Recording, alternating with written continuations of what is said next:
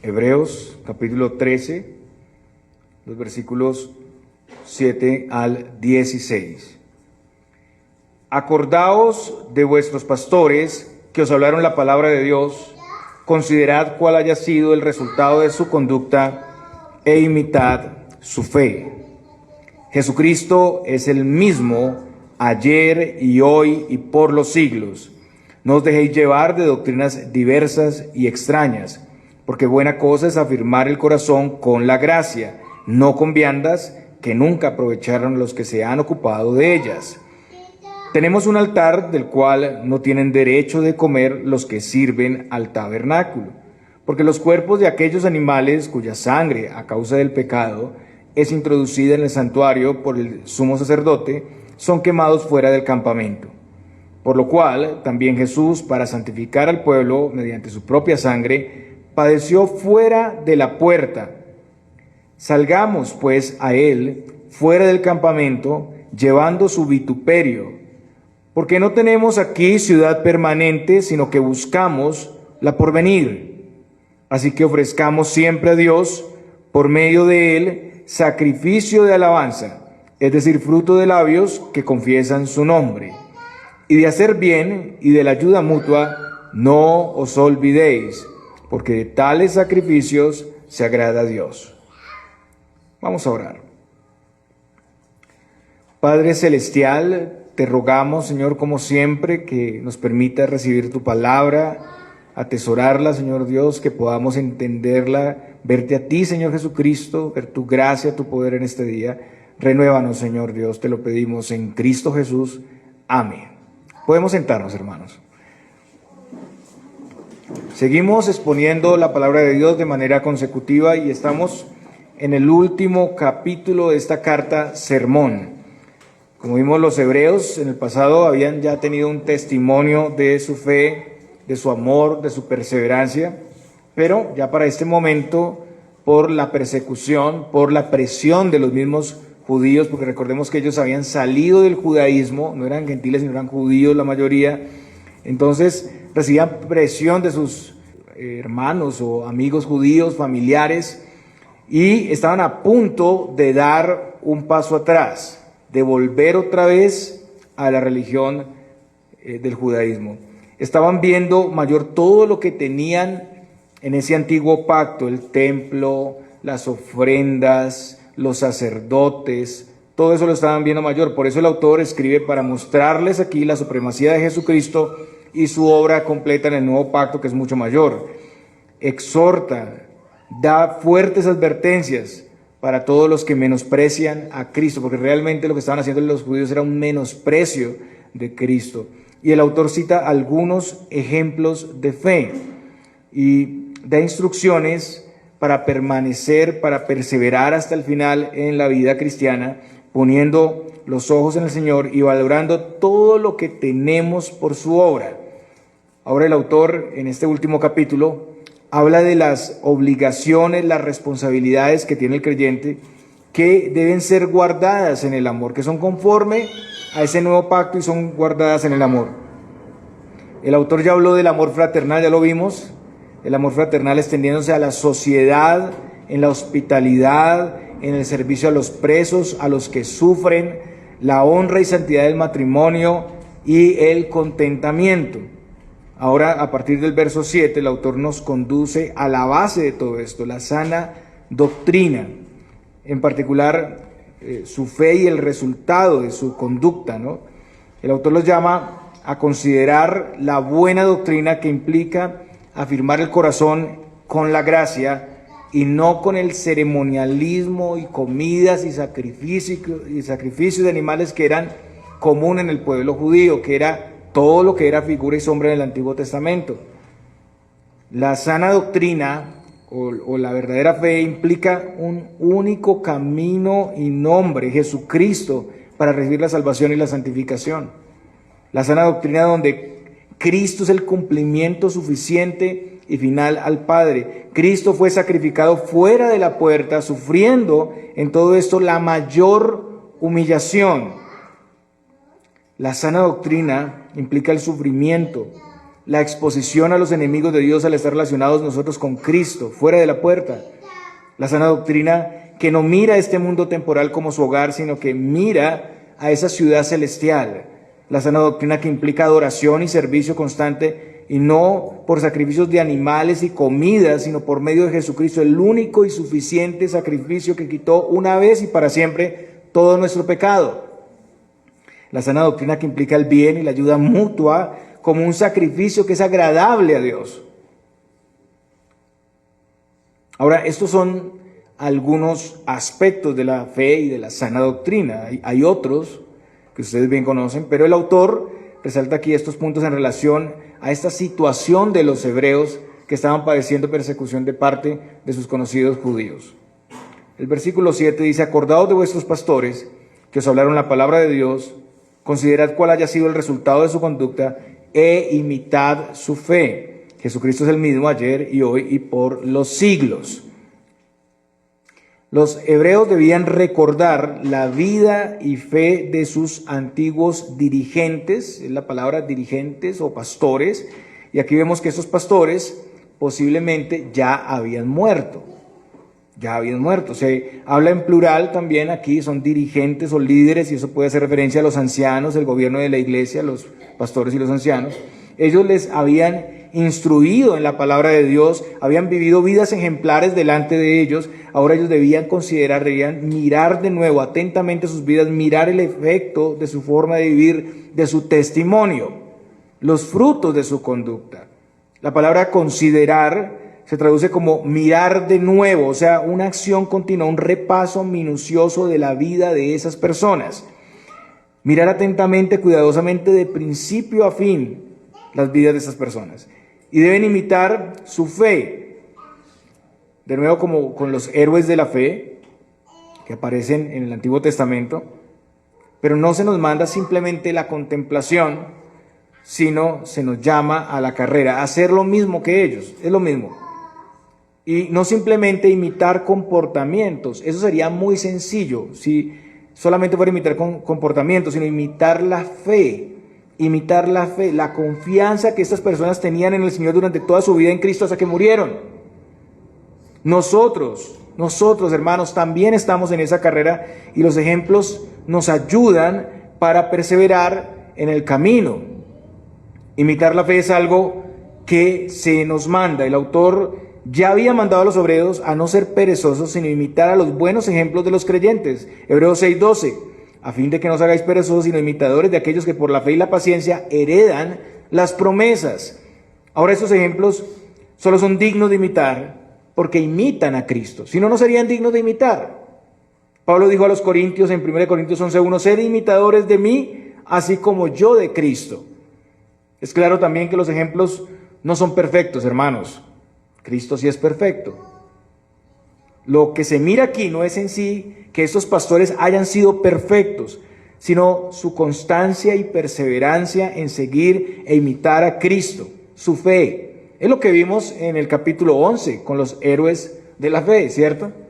No es que ellos fueran perfectos, incluso vimos muchas cosas muy fuertes en sus vidas, pero vimos una perseverancia constante hacia el final, hasta el final. Hay muchas cosas en estos líderes que deben mostrar ese ejemplo y esfuerzo por Cristo.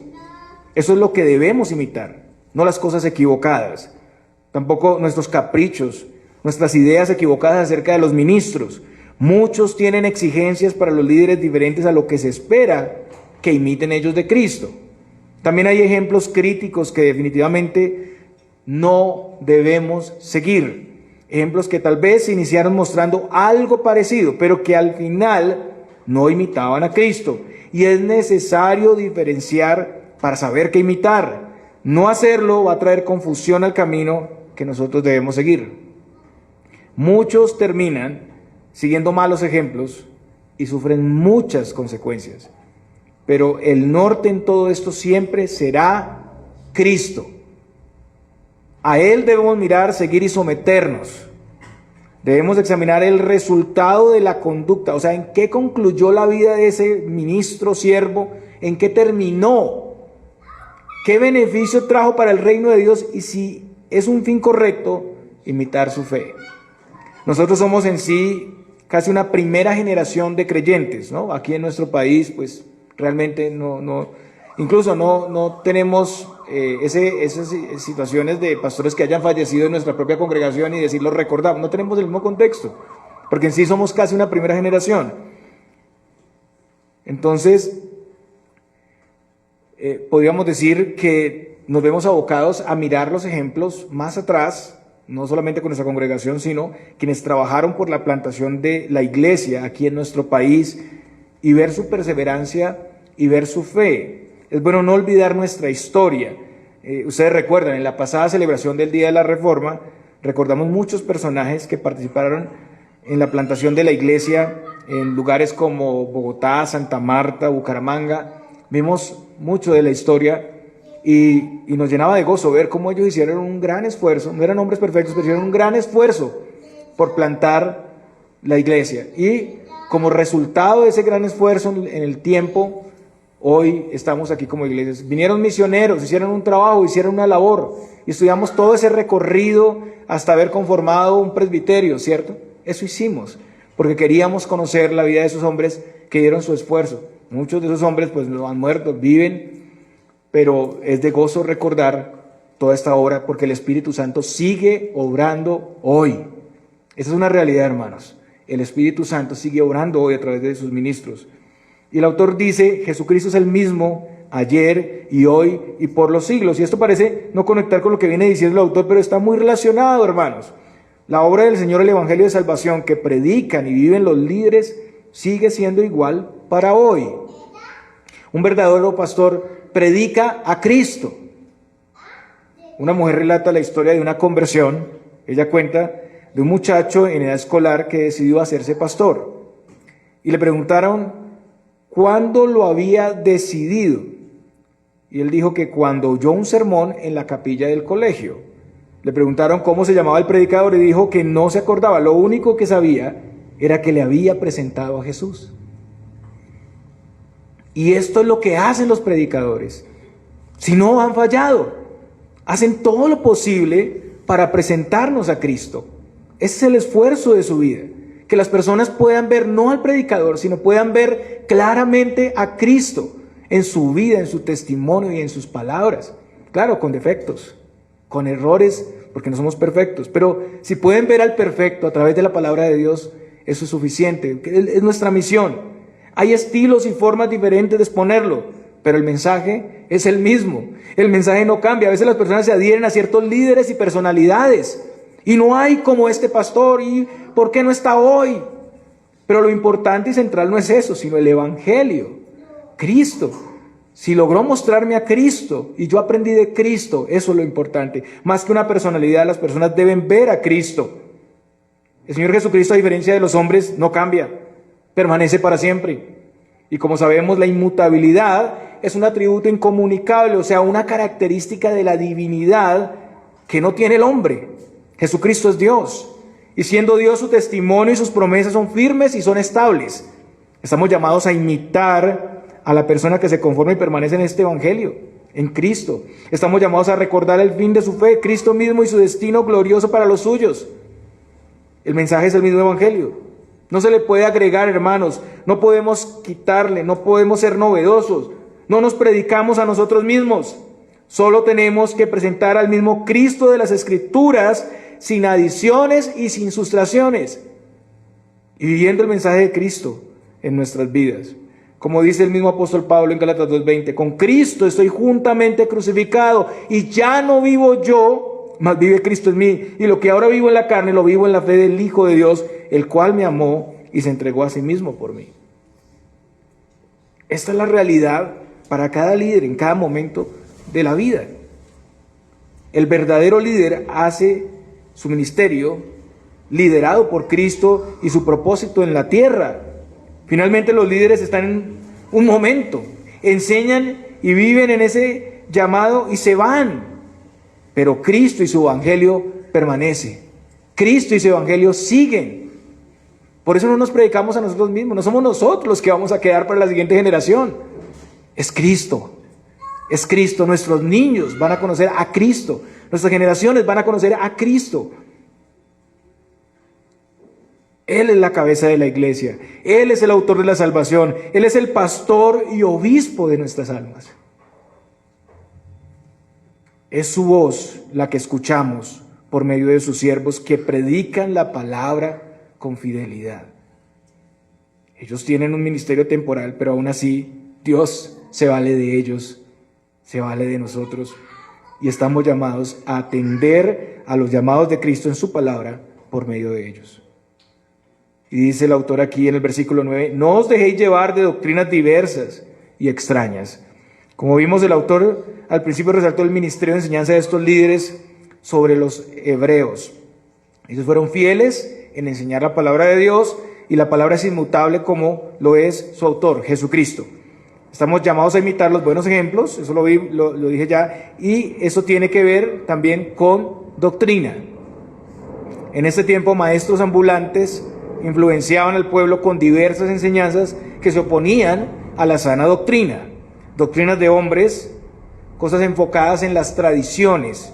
Y hay dos posiciones aquí. Una, que esto se habla en relación a las tradiciones judías, y otra en relación a diferentes enseñanzas, diferentes prácticas de los gentiles. Y Pablo advierte a los ancianos en Éfeso, en Hechos 20:30, diciendo lo siguiente: y de vosotros mismos se levantarán hombres que hablen cosas perversas para arrastrar tras sí a los discípulos. También Pablo dice a los Colosenses 2, versículo 8, mirad que nadie os engañe por medio de filosofías y huecas sutilezas, según las tradiciones de los hombres, conforme a los rudimentos del mundo y no según Cristo. No podemos dejarnos llevar por enseñanzas que difieren y se oponen a la única enseñanza revelada en la palabra de Dios. Y aquí se hace una referencia a una enseñanza en base a ciertas viandas, que son comidas, alimentos, en contraste con la doctrina de la gracia.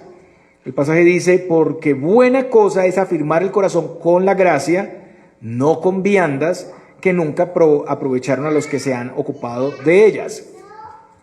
Entonces, parece que los hebreos estaban expuestos a una serie de ataques doctrinales en relación a reglas sobre comidas. Por un lado, nosotros tenemos el judaísmo, donde había presión por guardar leyes dietéticas como un pacto de obras, o sea, para salvación. Usted come estos alimentos y se había vuelto como algo que estaba conduciendo o que le daba la seguridad a la persona de salvación. Ahora, eso no era así en el Antiguo Testamento tampoco, pero había llegado a este punto. Esto es muy similar a lo que sucedía también en la iglesia de Colosas, donde los judíos influían para guardar ciertas cosas más Cristo, para tener la plenitud. Entonces, la persona se convertía al cristianismo, pero no es suficiente.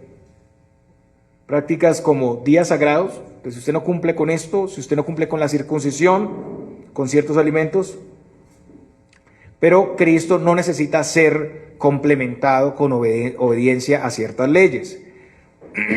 Cristo cumplió todo esto en nuestro lugar. Colosenses 2 del 16 al 17, Pablo dice, por tanto, nadie os engañe en comida o en bebida, o en cuanto a días de fiesta, luna nueva o días de reposo. Todo lo cual, escuchen bien, es sombra de lo que ha de venir, pero el cuerpo es de Cristo. Entonces Pablo enseña que estando en Cristo nadie puede juzgarles en cuanto a comida y bebida. Esto era parte de lo que se iba a cumplir en Cristo y ya se cumplió, y entonces ya no hay que hacerlo. Lo mismo ocurre con las fiestas judías y la circuncisión. Cristo es el cumplimiento de todas esas fiestas que eran figura y sombra, y fuimos circuncidados en la circuncisión de Cristo. Ya no hay que circuncidarse. Viniendo Cristo, la circuncisión es una señal obsoleta. Pero viniendo Cristo, Él nos ha circuncidado en el corazón, y la circuncisión se convierte en una señal obsoleta para el nuevo pacto. Cristo, la realidad, es siempre superior a todo lo que estaba tipificado en las fiestas y días especiales. Superior. Lamentablemente los hebreos estaban viendo más superior esas fiestas. Por otro lado, parece que esto no solo hace referencia a los judaizantes, que eran las personas que insistían en las comidas ceremoniales y en todo esto añadido a Cristo, sino otras enseñanzas alrededor. Los griegos, por ejemplo, también tenían algunas ideas definidas en cuanto a la comida. Por ejemplo, Pitágoras había dado ciertas enseñanzas en relación a la reencarnación, donde para ser librados entre una y otra liberación, además de la meditación y la disciplina ascética, ellos debían ser vegetarianos. Bueno, y eso hoy en día es común en algunos escenarios. De igual manera, los gnósticos, que creían que la materia es totalmente mala, creían que si el cuerpo es malo, debía tratarse con austeridad, entonces reducían la comida al mínimo y no comían carne. Los griegos creían que lo que comieran o lo que dejaran de comer fortalecía su vida espiritual, fortalecía su alma. En cuanto a la carne sacrificada a los ídolos y la carne que se vendía en la carnicería, por ejemplo en Corinto, Pablo dice a los corintios que se puede comer de todo lo que hay en la carnicería, y solo por motivos de la debilidad de la fe de una persona, pues ahí nos abstenemos, ¿no? Si nosotros tenemos libertad, pero si estamos con una persona que por su debilidad en la fe, por ser nuevo, por temor, dice, no, esto no se debe hacer, pues nosotros nos abstenemos de nuestro derecho, aunque es un derecho, pero es más por no hacerle tropiezo a la persona, mientras que esa persona puede crecer y ser maduro en la fe. 1 Corintios 10, 25 al 26 dice, de todo lo que se vende en la carnicería, comed sin preguntar nada por motivos de conciencia, porque del Señor es la tierra y su plenitud. Entonces, la condición es no poner tropiezo a otros. Mientras esa condición de amor se cumpla, no hay razón para esas prohibiciones. En general, añadir a Cristo prohibiciones con ciertas ritualidades de comidas ceremoniales o tradiciones para ser cristianos es inconsistente. No es la doctrina que se ha recibido. Está en contraposición al Evangelio de gracia. Y lo sabemos, para ustedes también es claro, por el Concilio de Jerusalén en Hechos 15, por sus regulaciones, y aquí, como vemos, por Pablo con los corintios y lo sacrificado a los ídolos. Él explica una explicación magistral sobre este tema. Además, el autor dice que abstenerse o comer ciertos alimentos son cosas que no beneficiaron nunca a nadie. No tienen ninguna relevancia a la luz del nuevo pacto. La gracia se contrapone a ese uso de comidas ceremoniales para enriquecer el alma. Las comidas ceremoniales no salvan a nadie y no pueden cambiar el corazón, no santifican a nadie. Su aplicación es más bien superficial, no toca el corazón. El corazón en la Biblia se refiere al hombre interior, mente, pensamientos, sentimientos, voluntad. Las reglas sobre comida no benefician espiritualmente al hombre, no transforman su corazón, no cambian el comportamiento, son solo alimentos, es solo una dieta. Lo mismo al día de hoy en las diferentes religiones con dietas diversas, no trae ningún beneficio espiritual. También, tal vez de pronto sea saludable el cuerpo y sí, hay dietas buenas, nutren el cuerpo, pero no el corazón. Ustedes conocen las abstenciones de alimentos, a veces en la iglesia tradicional, no comer pescado, comer pescado y no comer carnes rojas en ciertos momentos y todo esto. Eso no trae ningún beneficio espiritual, eso no enriquece el alma, para nada. Pero el Evangelio de gracia, siendo recibido y puesto por práctica, sí nos edifica y cambia nuestras vidas. Pablo dice a los Corintios, en 1 Corintios 8:8, si bien la vianda no nos hace más aceptos ante Dios, pues ni porque comamos seremos más, ni porque no comamos seremos menos. Recordemos lo que dice también aquí Pablo a los romanos en relación a este contexto. Romanos 14:17, porque el reino de Dios no es comida ni bebida, sino justicia, paz y gozo en el Espíritu Santo. Entonces el desvío a esas prácticas para complementar el Evangelio es el abandono de la verdad. Pablo exhortó a los Gálatas por desviarse del verdadero Evangelio en Gálatas 1, del 6 al 7. Él dice, estoy maravillado de que tan pronto os hayáis alejado del que os llamó por la gracia de Cristo para seguir un evangelio diferente. No que haya otro, sino que hay algunos que os perturban y quieren pervertir el evangelio de Cristo. Mas si aún nosotros o un ángel del cielo os anunciare otro evangelio diferente del que os hemos anunciado, sea anatema. Como antes hemos dicho, también ahora lo repito, si alguno os predica diferente evangelio del que habéis recibido, sea anatema, y eso significa maldición. Anatema. Un evangelio adulterado no tiene ningún efecto y lleva a la condenación. El que adultera el evangelio está haciendo un daño terrible. Es mejor afirmar el corazón con el Evangelio de gracia, fortalecer nuestros corazones para que hayan frutos abundantes. Hoy en día, igual, en este tiempo de los hebreos, vamos a escuchar muchas voces que pretenden extraviarnos, pero el Señor ha provisto para su pueblo. Hoy en día los judaizantes siguen hablando de la comida kosher y todas estas cosas, y hasta los celulares kosher y todas las cosas, artículos para ellos, ¿no? Eso no tiene nada de relevancia para el corazón. Eso no enriquece el alma, eso no alimenta. El Señor ha provisto para su pueblo verdaderamente. Y en Efesios 4, 14 al 16 dice, para que ya no seamos niños fluctuantes, llevados por doquiera de todo viento de doctrina, por estratagema de hombres que para engañar emplean con astucia las artimañas del error, sino que siguiendo la verdad en amor, crezcamos en todo en aquel que es la cabeza, esto es Cristo, de quien todo el cuerpo bien concertado y unido entre sí por todas las coyunturas que se ayudan mutuamente según la actividad propia de cada miembro recibe su crecimiento para ir edificándose en amor. O sea, el propósito de estar en la iglesia, bajo la autoridad de Cristo y los ministros que Él ha puesto, bajo los dones especiales que el Señor les ha dado a esos ministros y en la dinámica de unidad, la dinámica de servicio mutuo como un cuerpo, es que no seamos engañados por los falsos profetas. Y hermanos, debemos aprovecharlo. No debemos esperar que pase algo para actuar, sino continuamente estar aprovechando los recursos del Señor para crecer, estar preparados para enfrentar los llamados de los falsos profetas. En cualquier momento van a llegar esos llamados. Tal vez en nuestros días no sea el tema de la comida, no es tanto, ¿cierto? No es tan fuerte para nosotros eso. Pero hay muchas cosas que pueden adherirse a la adoración y el servicio como ritos indispensables para el cristianismo. Cristo más otra práctica. Acciones, obras religiosas que no edifican al pueblo de Dios, que no nutren espiritualmente y no salvan, pero lo ponemos como un obstáculo en la adoración. Si no está eso, entonces no hay culto. Si no se hace el culto de esta manera específica, entonces no es culto, no es adoración. Cuando están las cosas básicas para adorar al Señor.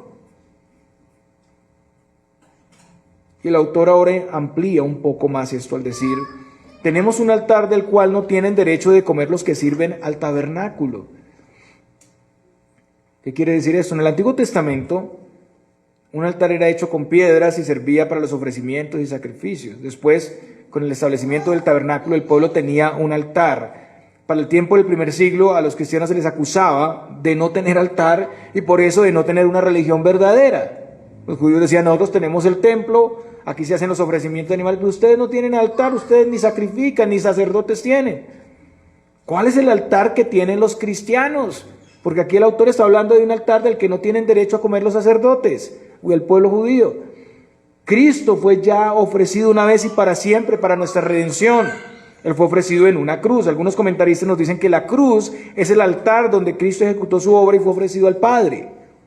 Puede ser una interpretación correcta. No es muy seguro, pero puede ser. Pero eso apuntaría a un altar físico, tangible. Y el punto aquí es más espiritual. Porque realmente no veíamos algo específico en la iglesia del primer siglo que sirviera como esa figura de altar.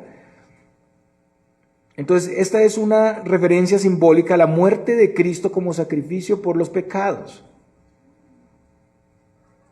Entonces es posible que el altar haga referencia a las bendiciones mayores que tenemos en el nuevo pacto por Cristo, la adoración y servicio. Los que sirven en el tabernáculo en el primer lugar son los sacerdotes y en segundo lugar las personas que siguen participando de ese culto. Ellos no tienen derecho o no tienen parte en Cristo. ¿Y por qué no lo tienen? No lo tienen porque siguen en ese culto que es figura y sombra de lo verdadero. Un culto basado en ciertas prescripciones como sacrificios, leyes dietéticas y ceremoniales. La obra de Cristo, que es conmemorada en el sacramento de la Santa Cena como medio de gracia, verdaderamente nos alimenta y beneficia el corazón. O sea, nos alimentamos de Cristo. Cristo y su obra nos trae siempre beneficios espirituales. No que la Santa Cena o esta mesa sea el altar, sino Cristo, lo que está simbolizado aquí.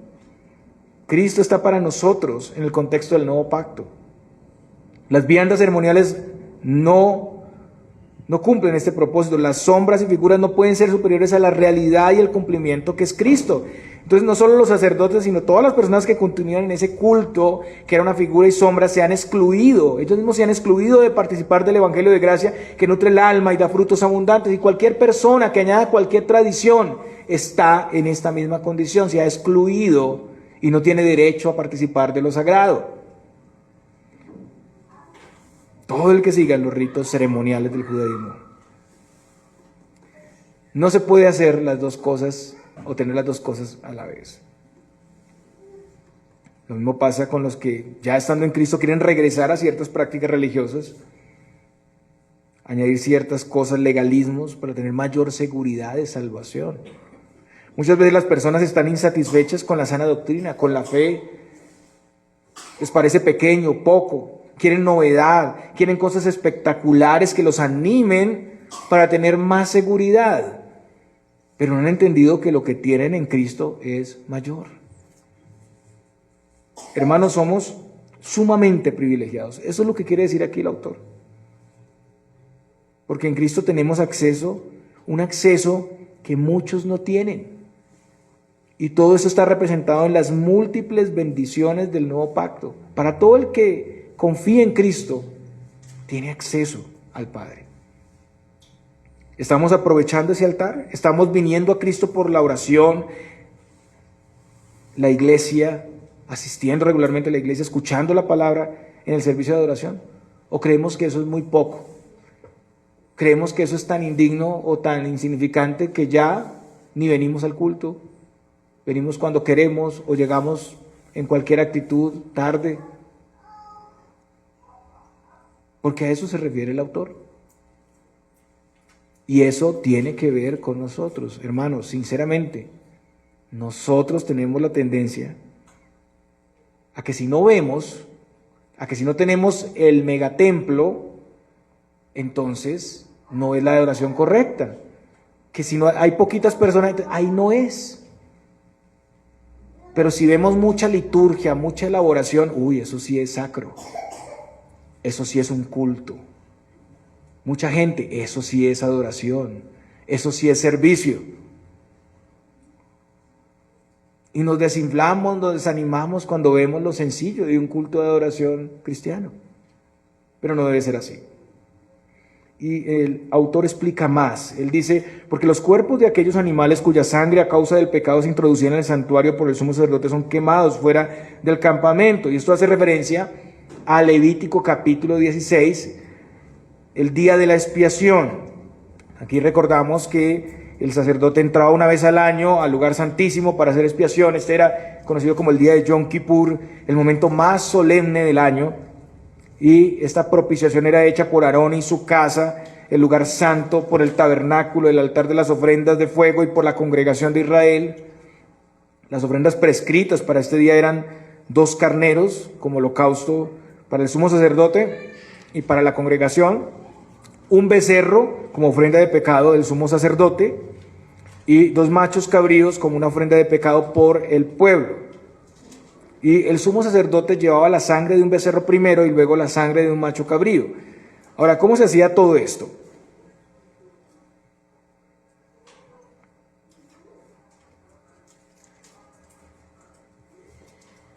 Primero,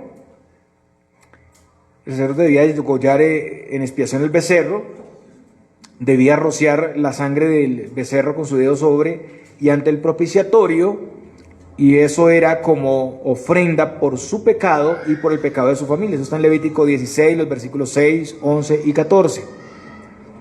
Luego Aarón debía escoger por suertes entre los 2 machos cabríos y ofrecer en expiación la sangre del macho cabrío escogido para cubrir los pecados del pueblo. Eso está en Levítico 16, los versículos 7 al 9. Esta sangre de la expiación era esparcida igualmente sobre el propiciatorio y delante del propiciatorio. El otro macho cabrío era enviado al desierto. Mire lo que dice Levítico 16:10. Mas el macho cabrío sobre el cual cayere la suerte por Azazel, lo presentará vivo delante de Jehová para hacer la reconciliación sobre él, para enviarlo a Azazel al desierto. Más adelante leemos qué hacía el sacerdote con ese macho cabrío. Levítico 16 del 21 al 22. Levítico 16 del 21 al 22 dice: y pondrá Aarón sus dos manos sobre la cabeza del macho cabrío vivo, y confesará sobre él todas las iniquidades de los hijos de Israel, todas sus rebeliones y todos sus pecados, poniéndolos así sobre la cabeza del macho cabrío, y lo enviará al desierto por mano de un hombre destinado para esto. Y aquel macho cabrío llevará sobre sí todas las iniquidades de ellos a tierra inhabitada, y dejará ir el macho cabrío por el desierto. Luego, según el versículo 24, Levítico 16, 24, después de purificarse el sumo sacerdote, hacía holocausto por él y por el pueblo, y expiación por él y por el pueblo. Y el que había llevado el macho cabrío a Azazel debía lavarse y lavar su ropa para después entrar al campamento. Luego, en los versículos 27 al 28 leemos: y sacarán fuera del campamento el becerro y el macho cabrío inmolados por el pecado, cuya sangre fue llevada al santuario para hacer la expiación, y quemarán en el fuego su piel, su carne y su estiércol. El que los quemare lavará sus vestidos, lavará también su cuerpo con agua, y después podrá entrar en el campamento. Entonces vemos que la sangre de los animales era ofrecida dentro del santuario, en el lugar santísimo, para hacer la expiación, pero los cuerpos de los animales, el becerro y el macho cabrío, eran quemados fuera del campamento, y el que lo hacía tenía que purificarse para volver al campamento. Los sacerdotes tenían derecho a comer de los animales ofrecidos en sacrificio normalmente, pero en esta ceremonia, en el día de Yom Kippur, la fiesta anual del perdón, a los sacerdotes no se les permitía comer la carne de los sacrificios. ¿Por qué? Porque, como vimos, estaban contaminados con el pecado, porque representaban el pecado. Los animales eran quemados. Ahora, en el versículo 12 de Hebreos 13 dice: por lo cual también, escuchen bien, Jesús, para santificar al pueblo mediante su propia sangre, escuchen, padeció fuera de la puerta. Fuera de la puerta de la ciudad se compara fuera del campamento. Cristo es ese sacrificio que llevó nuestro pecado y que fue sacrificado fuera de la puerta. En el Evangelio de Juan vemos que el lugar a donde el Señor es llevado es fuera de la ciudad de Jerusalén. Juan 19, del 17 al 20 dice: y él, cargando su cruz, salió al lugar llamado de la Calavera, y en hebreo Gólgota, y allí le crucificaron, y con él a otros dos, uno a cada lado, y Jesús en medio. Escribió también Pilato un título que puso sobre la cruz, el cual decía: Jesús Nazareno, Rey de los Judíos. Y muchos de los judíos leyeron ese título porque el lugar donde Jesús fue crucificado estaba cerca de la ciudad, y el título estaba escrito en hebreo, en griego y en latín. El lugar entonces es fuera de la ciudad, el lugar de la calavera, o en hebreo el Gólgota. Ser sacado del campamento era señal del juicio.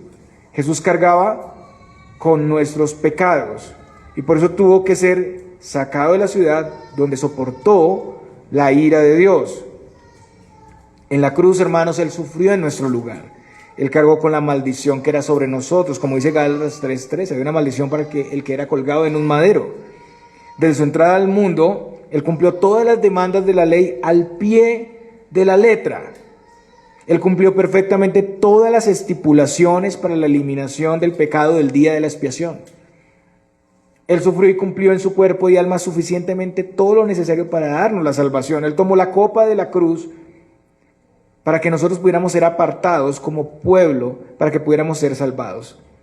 Entonces aquí lo que quiere comunicar y lo que resalta el autor es que el sacrificio de Cristo es el cumplimiento de toda la ritualidad del Yom Kippur, pero su sacrificio es el sacrificio final y perfecto, porque con una sola ofrenda quitó el pecado una vez y para siempre. Por su muerte Él puso fin a toda la ritualidad de la expiación. Entonces, si Cristo es el sumo sacerdote para siempre, el cumplimiento del día de la expiación como sacrificio único, eficaz y final por el pecado, si Él es el antitipo al que apuntaba todo eso, ya no hay razón ni lugar para los ofrecimientos y las comidas ceremoniales del Antiguo Testamento. Ya no hay lugar para ninguna cosa, incluso religiosa, que pretenda dar seguridad de salvación y santificación. A partir de esto, el autor nos llama a salir a él, y escuchen bien, fuera del campamento. Salgamos pues a él fuera del campamento, llevando su vituperio. ¿Qué significa esto, hermanos? Si Cristo hizo esto en nuestro lugar, el llamado es a salir fuera del campamento, seguir los pasos de Cristo con todas las consecuencias que puedan venir.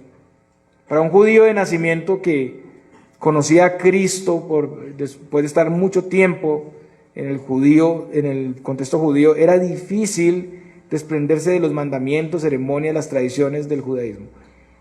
Eso le iba a traer persecución, rechazo, señalamiento, y iba a ser expulsado, iba a tener pérdida. Y lo mismo pasa en otras religiones. La conversión al cristianismo trae críticas, persecución y humillación. El que sigue a Jesús, que fue puesto fuera de la ciudad, rechazado, humillado y maltratado por hacer la voluntad de Dios, comparte el mismo rechazo. Y aquí recordamos la persecución y presión que estaban teniendo los hebreos de parte de los judíos. No deberíamos sorprendernos si al querer vivir el cristianismo nos pasa eso. Pero es claro, esta situación solo se daría si seguimos a Cristo, si siguiendo su ejemplo hacemos la voluntad de Dios. Ahí en diferentes grados va a haber oposición. Hoy muchos quieren seguir a Cristo, pero no fuera de la ciudad. No se tienen que exponerse a la humillación, el rechazo y la tribulación. Muchos quieren seguirle sin hacer su voluntad, sin dejar que la luz de Cristo alumbre en sus vidas para exponer y poder tratar el pecado. Antes de exponerse, prefieren huir a sí mismos, pero el llamado es un llamado a morir a nosotros mismos. Salir con Él, al encuentro de Él, fuera de la ciudad, es morir a nosotros mismos. Y el autor dice, porque no tenemos aquí ciudad permanente, sino que buscamos la porvenir. La razón por la que debemos estar dispuestos a seguir a Cristo y en eso exponernos a humillarnos y sufrir es que este mundo es pasajero, que esta no es nuestra ciudad, sino que nuestro destino es la ciudad celestial. Los antepasados del Antiguo Testamento recibieron promesas en la tierra de Canaán, pero ellos murieron confesando que eran extranjeros y peregrinos en la tierra. Debemos estar conscientes que este mundo, con todo lo que tiene, pasará y que esperamos cielos nuevos y tierra nueva. Vivir con esa esperanza nos va a llevar a asumir el llamado a seguir los pasos de Cristo sin temor. Hay un llamado a seguir a Cristo y es una senda estrecha, hermanos. Pero en Cristo hay un galardón que no puede compararse con ninguna situación que tengamos. Hermanos, vale la pena perseverar hasta el final. Los hebreos no debían ser movidos por el menosprecio, la humillación y la presión de los judíos. Nosotros igualmente no debemos ser movidos por el miedo, por la persecución, el rechazo de nuestros mismos familiares y amigos. Pero también todos los creyentes, judíos o no judíos, estamos llamados a no conformarnos a este mundo. Salir con Cristo fuera de la puerta implica vivir para Él, dar testimonio de la fe, someterse a la autoridad de la iglesia, llevar su cruz, ser luz en la sociedad. Y hermanos, esto solo lo podríamos hacer en dependencia de Cristo.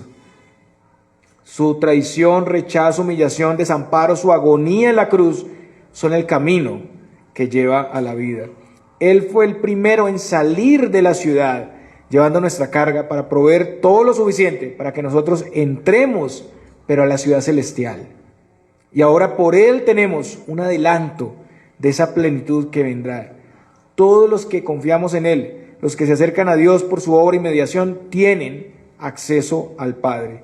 También la iglesia es un adelanto de esa plenitud, pero un día estaremos en la ciudad permanente, en nuestro verdadero hogar.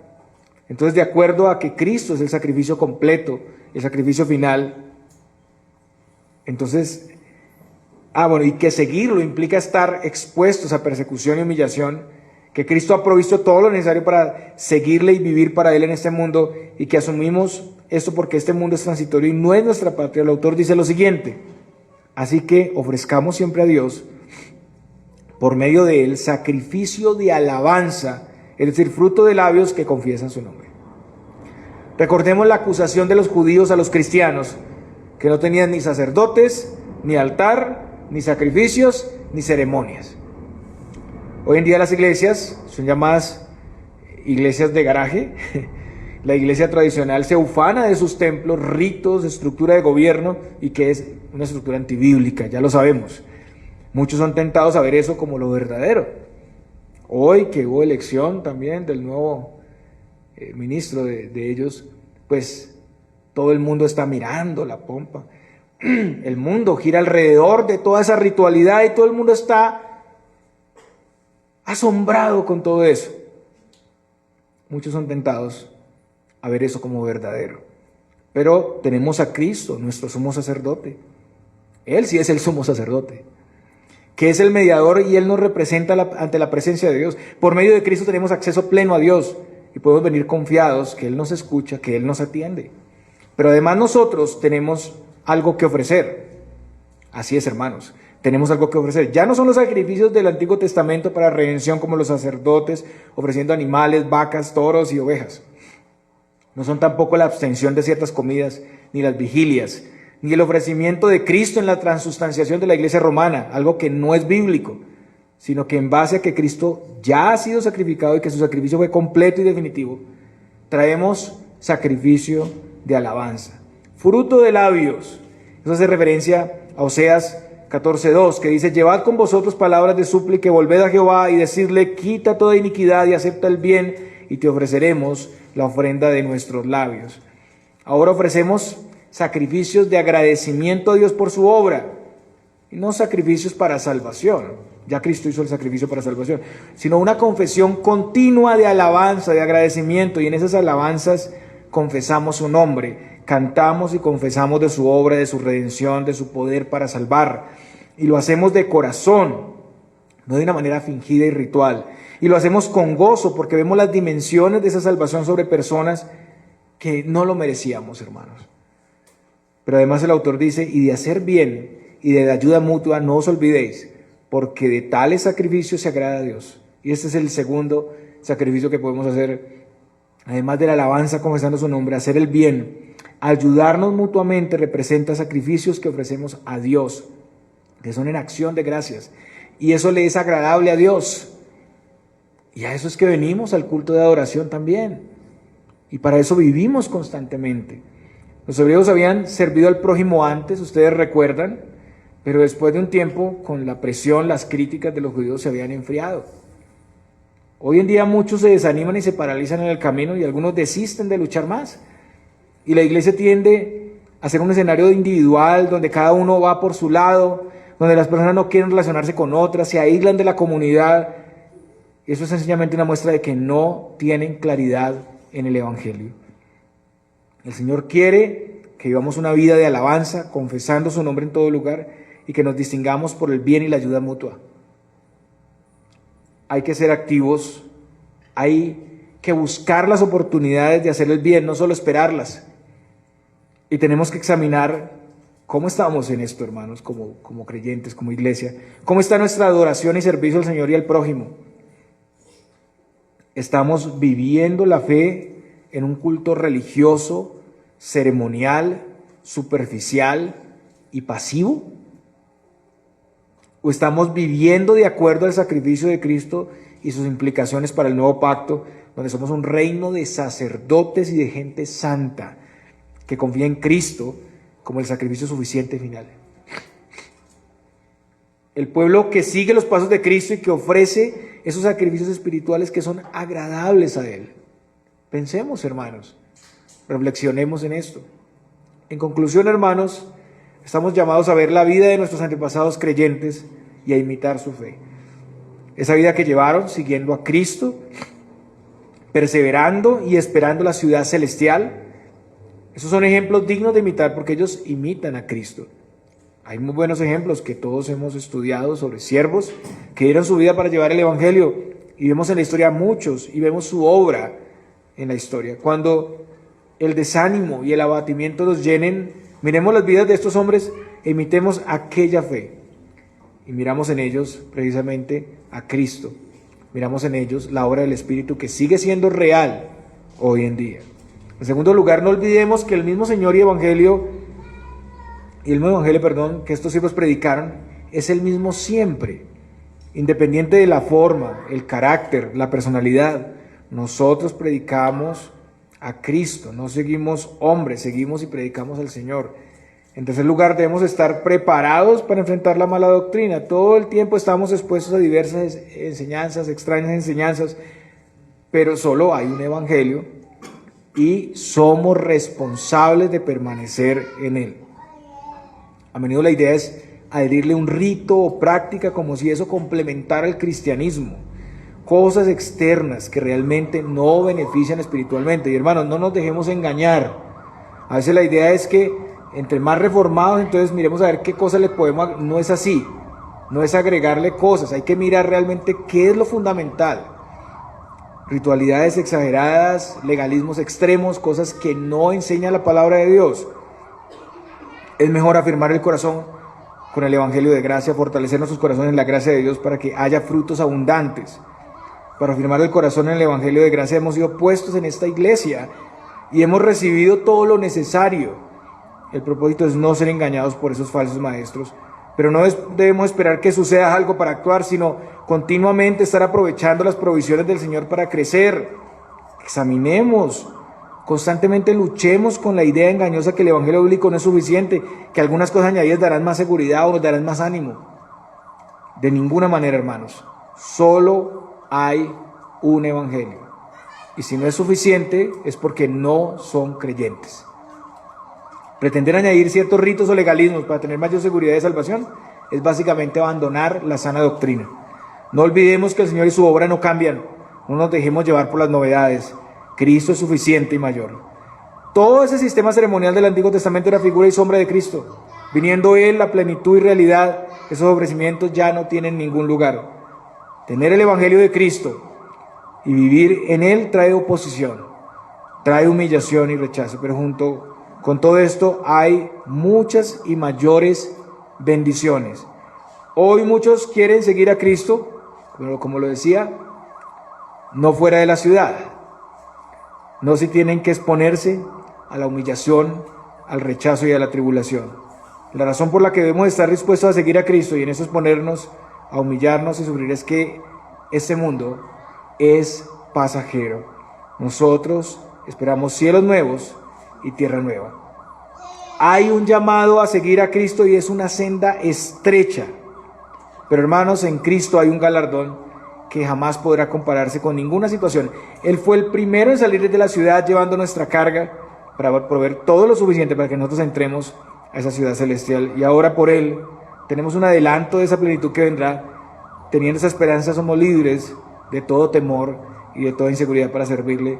Y tendremos, hermanos, la cosmovisión correcta de la vida. Y como un reino de sacerdotes, estamos llamados a ofrecer siempre al Señor ese sacrificio de alabanza, de adoración, de ayuda mutua.